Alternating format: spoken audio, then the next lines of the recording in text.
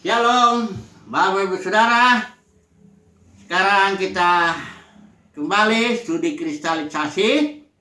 Kita akan mempelajari kitab Kisah Para Rasul. Ya, studi kristalisasi ini yang pertama. Dan kita ambil tema dulu, menjadi saksi.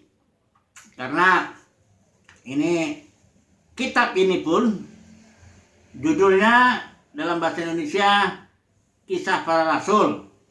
Dalam bahasa Inggris itu act, tindakan-tindakan. Tapi dalam manuskrip Yunani itu kitab ini namanya Praseis.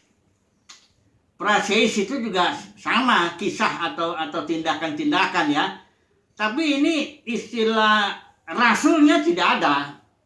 Ya, ini hanya dibilang dalam literatur Yunani biasa istilah praseis ini untuk menyimpulkan pencapaian seseorang ya, termasuk seluruh perbuatannya itu ya udah dimasukkan di situ. Jadi karena kalau kita bikin ini kisah para rasul, seolah-olah hanya rasul-rasul saja yang melakukan tindakan-tindakan atau perbuatan di sini, di kitab ini. Padahal bukan ya. Ada Filipus ya, yang sebagai penginjil ya. Ada juga beberapa orang yang disebut, bahkan perbuatan Ananias, seorang yang dalam Alkitab itu cuma satu kali di sini disebut, yang menumpangkan tangan ke Saulus itu waktu Saulus bertobat. Jadi memang judul ini sebaiknya Kisah Para Saksi. Kalau saya menamakan ini Kisah Para Saksi ya. Jadi bisa rasul, ada penginjil kayak Filipus, ada juga orang biasa saja ya, jemaat, anggota jemaat ya. Tapi semuanya, ini dia, ingat ya, semuanya menjadi saksi. Nah itu makanya tema kita yang pertama ini, menjadi saksi. Apa ini artinya menjadi saksi? Ini dulu kita pahami, karena gereja saat ini kelihatannya fokusnya bukan lagi menjadi saksi. Gereja ya jadi apa ya, bahkan sebagian banyak besar jemaat itu jadi penonton pertunjukan di gedung denominasi tiap minggu. Tonton di situ, ada pertunjukan di sana, ada pemusiknya yang handal, ada khotbahnya yang kadang-kadang kocak ya. Jadi penonton duduk begitu kayak nonton bioskop, gimana lah saudaraku, duduk ya pulang setelah itu. Nah ini yang harus kita pahami ya, menjadi saksi. Tidak heran kenapa sekarang ini kan saya coba lihat tadi di Google itu ya, ada berapa sebenarnya jumlah orang Kristen di dunia ini saat ini ya. Saya lihat di situ dibilang 32% dari populasi dunia. 32% kurang lebih dari populasi dunia. Populasi dunia itu ada 7,6 kurang lebih miliar orang ya. Nah kalau 32%-nya itu kurang lebih ada 2,4 miliar orang Kristen. Ini dari yang 2,4 miliar ini udah dihitung, termasuk yang KTP lah, Kristen yang yang kacau balau itu semuanya udah dihitung. Jadi kalau diperas lagi semakin sedikit lagi, udah benar-benar sangat sedikit orang Kristen. Sementara gereja mula-mula itu sejarah mencatat dalam 200 tahun saja dunia yang dikenal pada waktu itu sudah ditaklukkan. Bahkan ada yang berani menaksir dari semua orang-orang yang Kristen itu, ketemu 5 orang, satu pasti orang-orang yang sangat-sangat radikal dan semangat memberitakan firman Tuhan itu ya. Bayangkan saudaraku, kondisinya sekarang ini kekristenan ya, dibanding dengan yang mula-mula itu. Mengapa? Salah satunya ini penyakitnya, tidak menjadi saksi orang Kristen yang di zaman ini ya.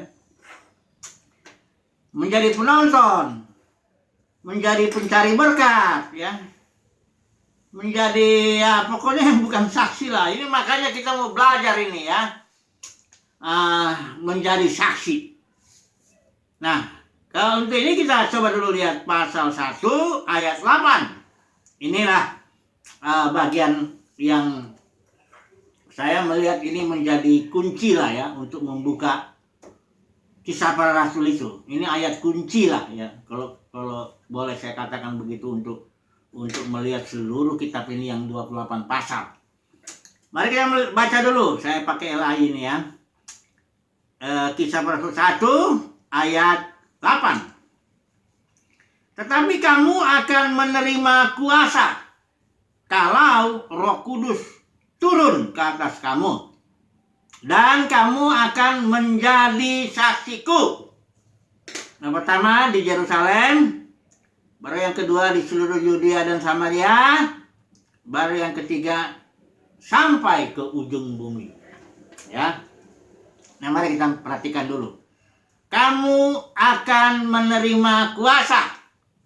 Ini istilah kuasa ini, istilah Yunani dunamis. Itu bisa juga, saya paling senang ini cari-cari salah satu kemungkinan pengertiannya adalah energi.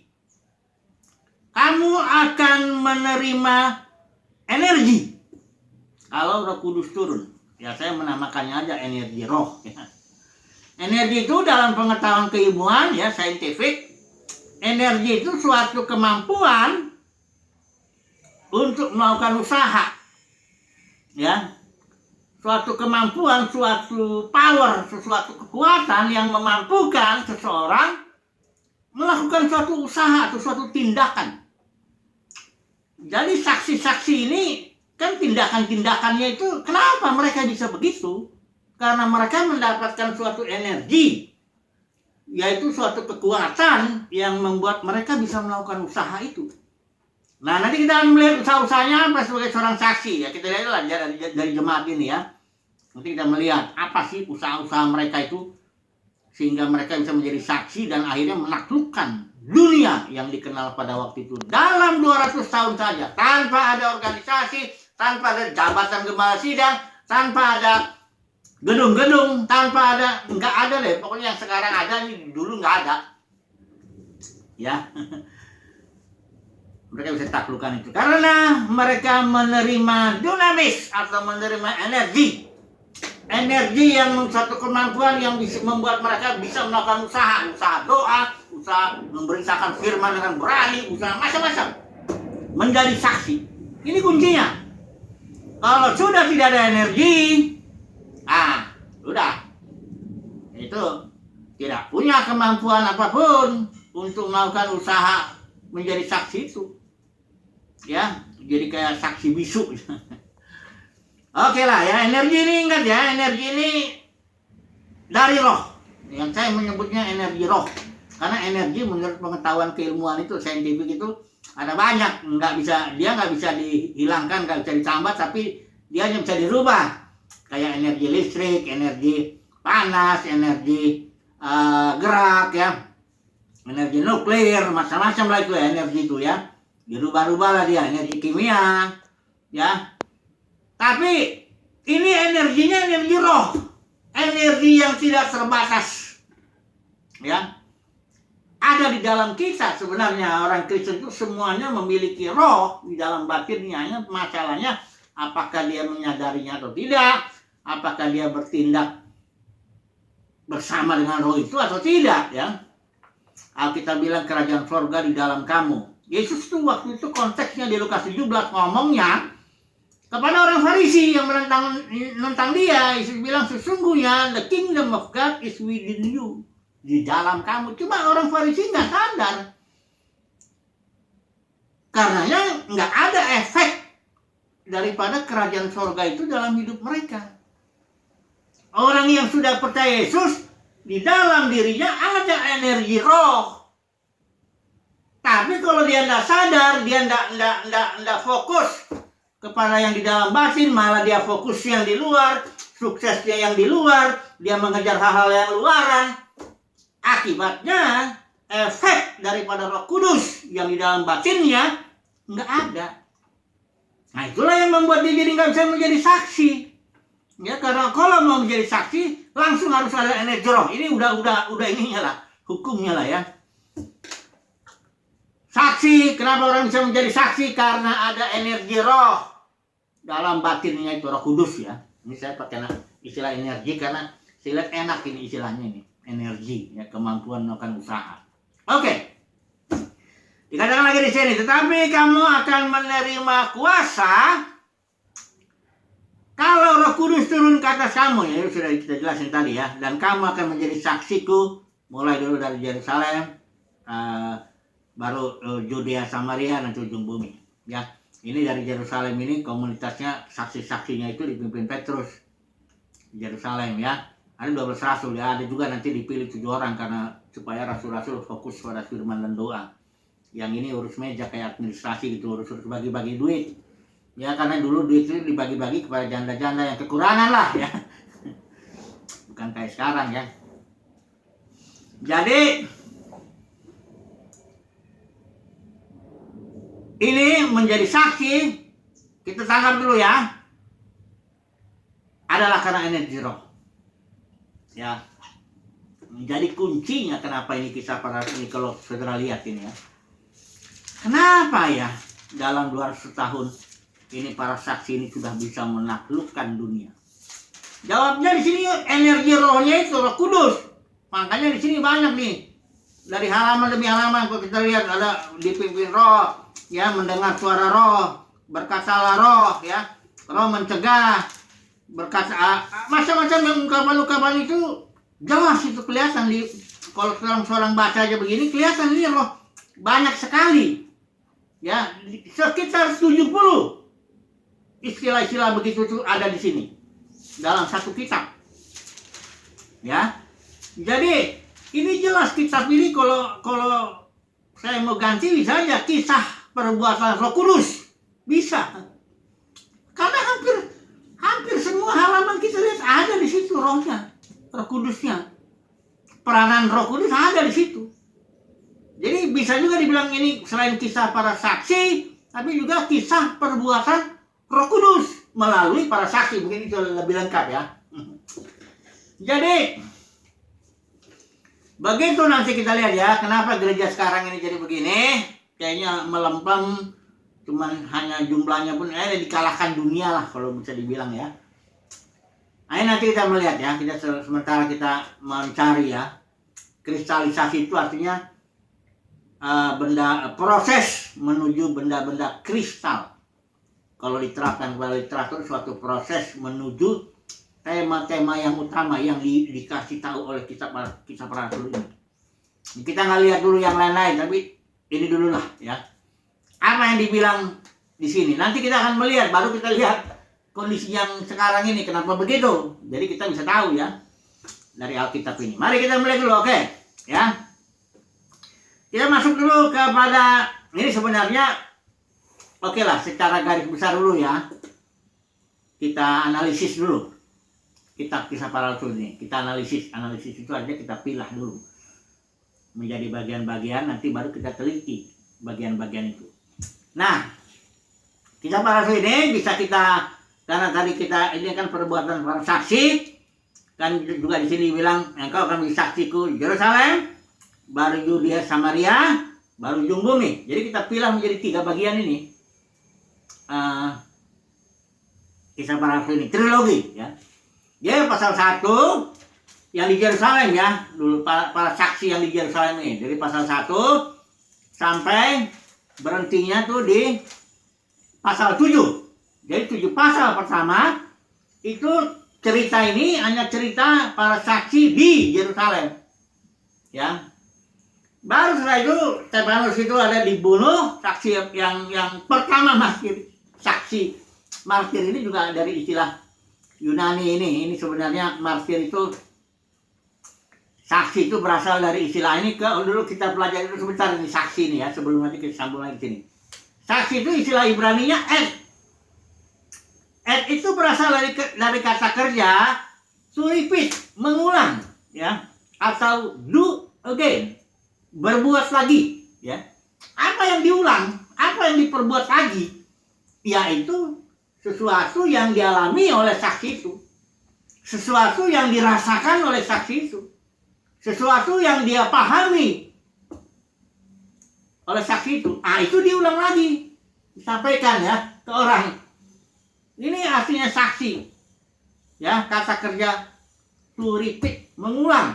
Jadi kalau orang Kristennya diam aja, atau barangkali nggak ada yang mesti diulang, apa yang mau diulang, kurang nggak mengalami Tuhan ya, kan susah. Mau bagaimana lagi, apa mau dibilang? Tapi kalau saksi itu artinya dia first hand, artinya dia yang pertama mengalami. Saya mengalami kematian, kebangkitan, kenaikan Yesus. Saya mengalami itu. Dan saya ulangi lagi itu, disampaikan kepada orang. Ya, ini artinya saksi. Ya.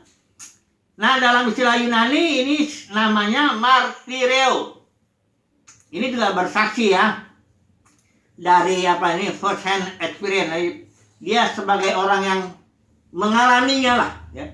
Bukan bersaksi tentang apa yang orang lain alami. Bukan. Jadi kalau seorang bersaksi itu artinya dia menyaksikan yang dialaminya, yang dipahaminya.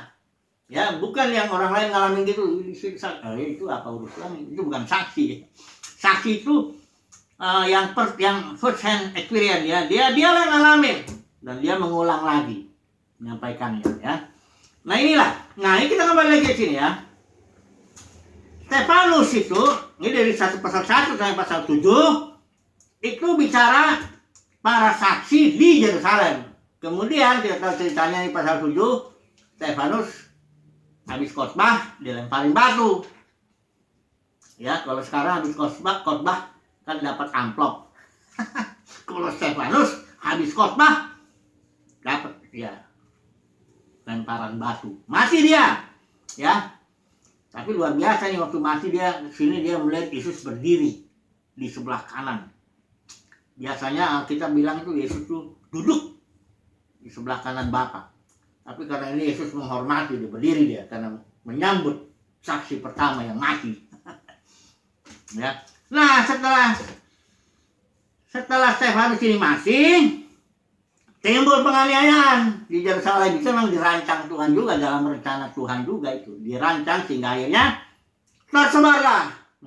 Dibilang di sini, pada waktu itu mulailah penganiayaan yang hebat terhadap jemaat di Yerusalem. Mereka semua jemaat itu maksudnya ya, para saksi-saksi yang lain itu, kecuali rasul-rasul, semuanya itu tersebar ke seluruh daerah Yudea dan Samaria. Ini dia maksud Tuhan. Dari Yerusalem, jadi pasal 1 sampai pasal 7, perbuatan para saksi di Yerusalem. Yang kedua, akibat penganiayaan menyebarlah, ya. Yang kedua, poin kedua tadi, Yudea, Samaria. Dari pasal 8 sampai ke pasal 12. Pasal 12 ini ya, selesai. Yudea, Samaria itu. Ya, kami tetap dalam kepemimpinan Petrus. Karena waktu itu di sini ada Filipus menginjil, tapi Roh Kudus nggak turun. Mesti datang dulu Petrus ya, sebagai representatif lah ya. Petrus dengan Yohanes itu. Nah, di pasal 13 di sini Roh Kudus berbicara, khususkan Barnabas dan Saulus untuk tugas yang kuberikan. Nah, tugasnya apa? Tugas ini dia memberitakan, bersaksi lah ya, sampai ke ujung bumi. Di Roma itu bisa dibilang ujung bumi lah. Karena Paulus sampai di akhirnya ke Roma. Waktu itu kan kaisar di sana. Kekuatan politik. Jadi kitab ini dibagi 3. Pasal 1 sampai pasal 7, perbuatan para saksi di Yerusalem. Pasal 8 sampai pasal 12, perbuatan para saksi di Yudea dan Samaria.